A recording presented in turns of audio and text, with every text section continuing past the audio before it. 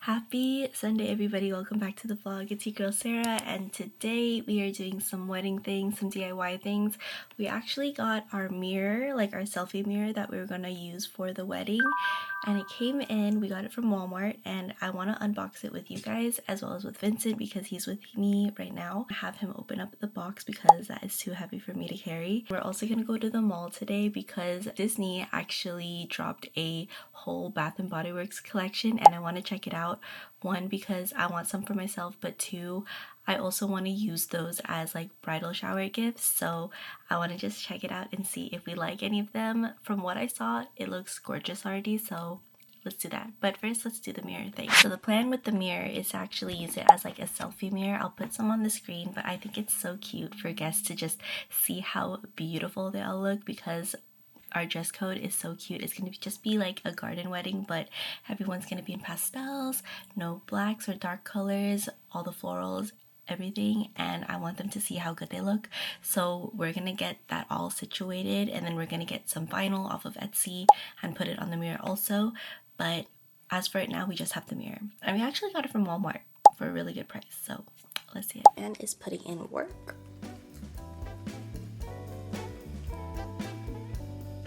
Vincent. He actually chose the mirror. Is that a name on it? Mm-hmm. You have one? Yeah. Where was it? What do you mean? Did you have it in your pocket? The color, is it too dark? It was supposed to be gold, but then we got bronze. Bronze, yeah. It's fine. It's good. I mean, when there's light, you're gonna see that color difference. It matches palm. It does match the palm. Hello. Hi, hello. It's like it's almost like a mousse cake. And like I'll be able to make my other mousse, right? It's not too tall or too short.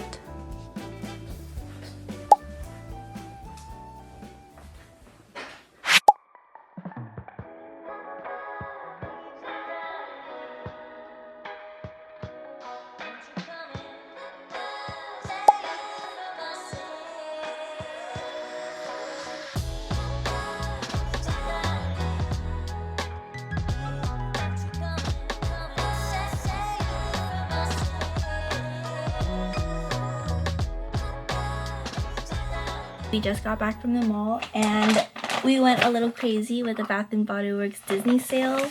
Not even sale, Disney release. So I'm going to show you guys everything that I got. It was hard because all the scents were really good, and of course it's Disney princesses, so I'm just as obsessed, but I had to restrain myself. We got 4 candles and it was buy one get one free, so technically we got 2 candles for free. One is the Ariel one. I love the color.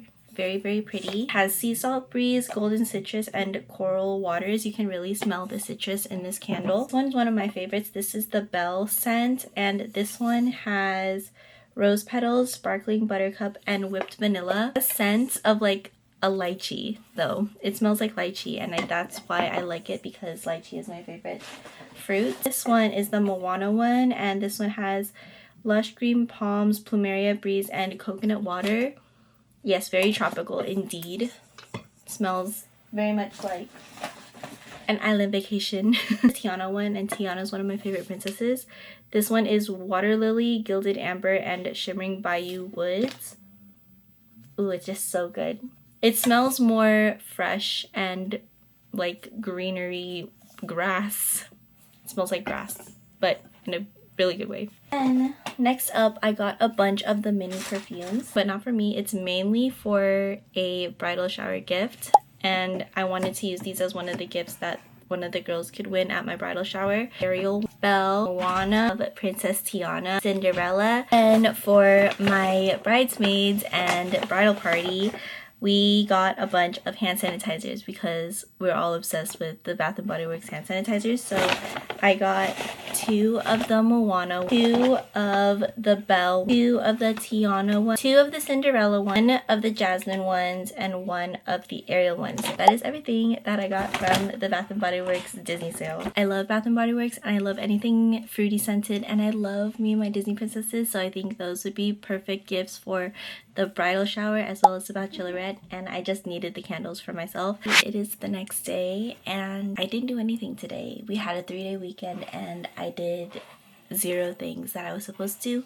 Actually, no, that was a lie. I did email a couple vendors today, but other than that, I did not do any planning, and I wanted to plan, but if I'm being completely honest, I am crashing out. I have been having the biggest wedding crash out. Not gonna lie, yesterday I did cry a little bit. I haven't been able to really articulate my feelings the way that I wanted to, and when I was talking to Vincent yesterday, I really just broke down in tears. There's a lot that people don't really tell you about the behind the scenes of all the wedding planning stuff. Without getting too emotional, I have been feeling every single bit of it in my core, like the feelings. So I haven't done anything. I needed to take a step back from doing all that stuff because I was going to drive myself even more insane than I already am feeling. I guess the main part of it is the fact that you just feel so alone when doing it. Like, yes, you have your whole wedding party, you have the people in your family that want to support you, and I'm so blessed and fortunate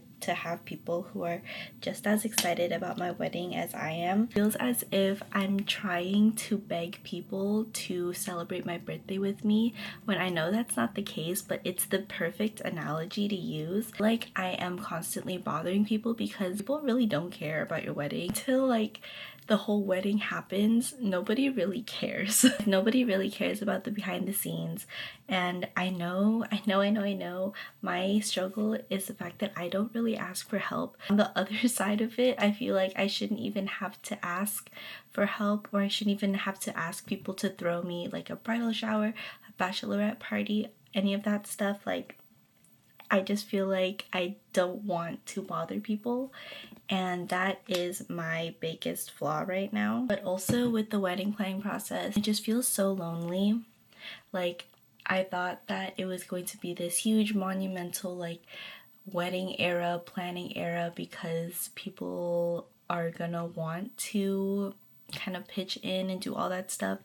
But at the end of it, like, it's really just you who's planning this. Like, yes, you have your partner, but how much does your partner actually want to put in that effort to help you? I'm so lucky with Vincent because he actually is into the whole wedding planning process, but then again, I don't want to overwhelm him too much because I'm basing it off of what I wanted my wedding to be like, because I've dreamt about this moment my whole freaking life and I just want it to be perfect, and the perfectionist in me is just trying to fight everything, you know? Another big thing about it too is, yes, there's girl math, but there's also wedding math, which is actually freaking insane. It kind of comes in phases. Like, you're so excited to like be able to plan this wedding, and then somewhere along the lines you finally look at the prices for everything and you're like, oh my god, I would rather elope. But then you realize that you've always dreamt about having a big wedding with all of your family members and all of your friends. So you decide to, you know what, let's budget and let's do it. But then you go over budget because the wedding you want, the aesthetic you want, is not the budget that you have. So you have to kind of have to sacrifice a little bit more, you know? And that means money. And suddenly $10 seems way little, but also $1,000 seems way little. But then again, you're like, I'm actually spending $1,000 on this is insane, but actually it's not that crazy because everything else is expensive, because the whole wedding industry is so expensive. That's my dilemma right now. Wedding math is basically eating my savings alive. But then again, this is why I have a job anyway. I don't know. I'm just really fortunate to be able to live in my parents' house right now and save up a lot more money than I can. And I'm just also very fortunate for the support system I have to kind of put in their help as well. Like, they're always just there to listen to me. And my issue is that I don't want people to listen to me like ramble about this stuff, because I don't want to waste people's times. I don't want to seem like a bother to people. And it just makes the whole wedding process dreadful.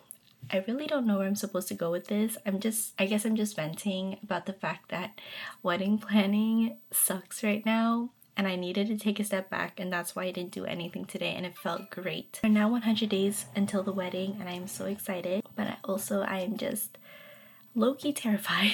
I was already editing the vlog, but then I got a text message from my ate who lives in the Philippines, but she's also planning her wedding right now. But her situation is a little different because her fiance, my almost kuya, is literally working in a whole different country right now from her, which makes it a lot harder on her because she basically has to do everything herself. But we were both crashing out at the same time, and I just think it's so funny but also so sad that we have to go through this. I just kept telling her, like, this is why we have to live next to each other, because I would be planning her stuff and then she can help me plan my stuff so that we wouldn't feel alone. But yeah, I just thought it was so funny. I'm gonna end the vlog here now. I'm exhausted. I didn't even do anything today, but I feel like whenever I don't do anything, I feel even more tired because I'm like sunken in like a potato. But yeah, okay, my camera's gonna die. But I hope you guys enjoy this vlog. Like this video, subscribe if you're not already, and I'll see you guys in the next one. Bye!